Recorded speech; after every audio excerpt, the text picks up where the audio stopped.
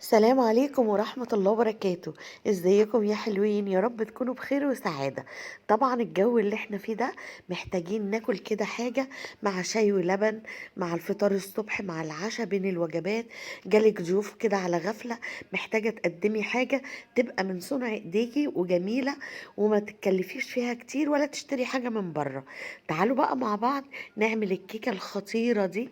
كيكة تحفة تحفة، زي ما انتوا شايفين، مثالية جدا، مسام ضيقة، هشة وطرية، وطعمها خطير جدا جدا، مع كوباية بقى كابتشينو أو نسكافيه الصبح. يعني حاجة كده ما اقولكوش، تحفة جدا. معاكم شيف غدا مصطفى، ودي قناتي على اليوتيوب. لو أول مرة تشوفيني أتمنى تنزلي تحت الفيديو على طول، تعملي اشتراك في القناة أو سبسكرايب، وتفعلي الجرس وتختاري الكل علشان يوصلك كل جديد من فيديوهاتي. بصوا الجمال، تحفة تحفة تحفة. طبعا مش عايزاكم تنسوا حسابي على الانستجرام غادة مصطفى اوفيشيال. اتمنى تعملوا لي فولو وتشوفوا الصور اللي انا بنزلها والحالات بتاعتي اللي بنزلها على الستوري. بصوا يا جماعة، كيكة روعة، مش قادرة اقول لكم قد ايه، وما اتكلفتش معانا حاجة خالص، كله من البيت، وكمان يعني بطريقة بسيطة جدا. هنا معايا كوبايتين وتلات ارباع دقيق بالكوباية المعيارية، او بكوبايه الشاي الازاز الشفافه اللي موجوده عندنا في كل بيوتنا. وهنحتاج باكت بيكنج باودر 16 جرام، ركزوا يا جماعه وهقول لكم ليه دلوقتي. ومحتاجين معلقتين كبار من النشا، حوالي 40 جرام. محتاجين لبن، زيت، خل، الدقيق والسكر وبيض. هقول لكم دلوقتي كل المكونات.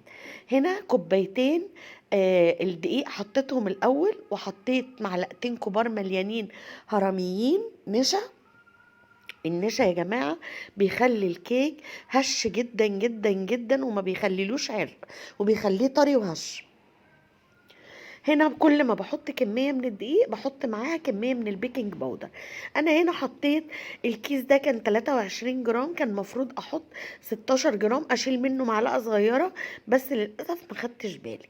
دي صينية مقاس 26، بدهنها بمعلقة كبيرة سمنة، وسمنة مش زيت. ندهن دايما صواني الكيك بالسمنة او بالزبدة مش بالزيت. هنا بقى معايا 4 بيضات بدرجة حرارة الغرفة، وحطيت عليهم معلقة صغيرة من الملح. وفي شفشق الخلاط كله هنشتغله بطريقة بسيطة جدا. هضرب البيض كده حوالي دقيقتين لوحده مع الملح، وبعد كده هضيف عليه كوباية ونص سكر أثناء الخلاط وهو شغال، عشان أضمن إن السكر اتخلط كويس جدا جدا. ودي حاجة مهمة جدا علشان الكيك يطلع منك فاتح، فيهوش نقط غامقة ولا حاجة. كوباية ونص سكر.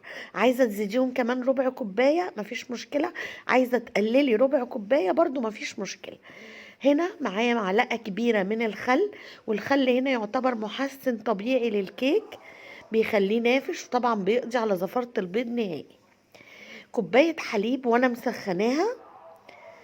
وهنا كان عندي بقى 3 معالق قشطة من وش اللبن، ودول اختياري، لو عندك هتحطيهم، مش عندك خلاص مفيش مشكلة خالص. بس فعلا بيدوا كده طعم تحفة وغناوة كده للكيك. انا هنا حطيت البيض برضو والخلاط شغال، اي مكون بضيفه والخلاط شغال. هضيف كمان 3 معالق القشطة بتوع وش اللبن، بيدوا يا جماعة طعم خطير خطير جدا للكيك. ومعايا 3 ارباع كوباية زيت، ومعلقة كبيرة سمنة بلدي. والسمنة هنا بتدي ريحة وطعم خطير. دي سمنة الفلاحي بيور اللي انا كنت نزلتها لكم في فيديو قبل كده، تحفة يا جماعة، وريحتها وطعمها خطير. طبعا ما عندكيش سمنة او مش عايزة تحطي سمنة، هتستكفي ب3 ارباع كوباية زيت، او زيت وزبدة او زيت بس، براحتك خالص. هنا بقى ضفت الزيت، وبعد الزيت لا، ضفت الاول السمنه، وبعدين اسفه، هضيف 3 ارباع كوبايه زيت، وهخلط كويس جدا. لازم اتاكد ان السكر اتخلط وداب تمام. هنا بقى معايا برتقانية غسلتها كويس جدا ونشفتها وقشرتها، خدت القشرة البرتقاني اللي بره. ومعايا قشر حباية يوسفي، حباية اليوسفي مع قشرة البرتقال مش قادرة اقول لكم بيعملوا ريحة خطيرة قد ايه. طبعا تقدري تبشريهم بس انا ما بحبش ابشرهم، لان الريحة كلها بتبقى في البشر بتاعهم، الزيوت الطيارة العطرية. انا بحب احطهم صحاح كده مع الخليط. هنا حطيتهم اتخلطوا كويس واتهرسوا كويس، وفي الاخر هضيف باكت فانيليا. طبعا تقدري كمان تضيفي معلقه او معلقتين من عصير تانج البودر، بس طبعا هو ملوش لازمه لان الريحه بتاعت قشر البرتقال وقشر اليوسفي بتدي ريحه قويه جدا وطعم جميل جدا جدا. لو هتحطي عصير برتقال بدل اللبن ممكن تحطي معلقه تانج مع عصير البرتقال، يعزز لك النكهه ويقويها. هنا بقى الدقيق معايا منخول مع البيكنج باودر مع النشا. انا نخلتهم مرتين، نزلت عليهم الخليط السائل. تقدري تنزلي كده على الدقيق، وتقدري تنزلي الخليط السائل في بولة لوحده، وتنزلي الدقيق والمكونات الجافة على 3 مرات، رشة رشة كده، وتخلطي بمضرب سلك يدوي كده في اتجاه واحد. بقلب لحد ما الدقيق والمكونات الجافة كلها تدوب جدا جدا، واتأكد انها دابت في المكونات السائلة. زي ما قلت لك تقدري الاول تحطي السوائل لوحدها وتنزلي عليها الدقيق، وتقدري تعملي كده. في الاخر بقى بسباتشولا بقلب، لربما كده يكون في دقيق في الجناب او في الارضيه، لازم كده اقلبه كويس جدا. طبعا انا مولعه الفرن من قبل ما اشتغل في اي حاجه، من قبل ما احضر المكونات شغلت الفرن على درجه حراره 180، والشبكة حطيتها في النص. بصوا بقى هنا الصينية اما كنت دهناها سمنة، معلقة حلوة كده سمنة. السمنة يا جماعة بتخلي اللون حلو جدا للأرضية، وما بتنشفش أرضية الكيك.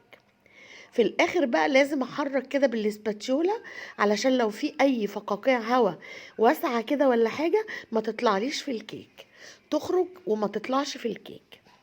بصوا الجمال بقى. هدخله الفرن على درجة حرارة 180 من 50 ل60 دقيقة. بعد ساعة بالظبط هطلعه، والفرن شغال من تحت بس ما بشغلش الشواية خالص.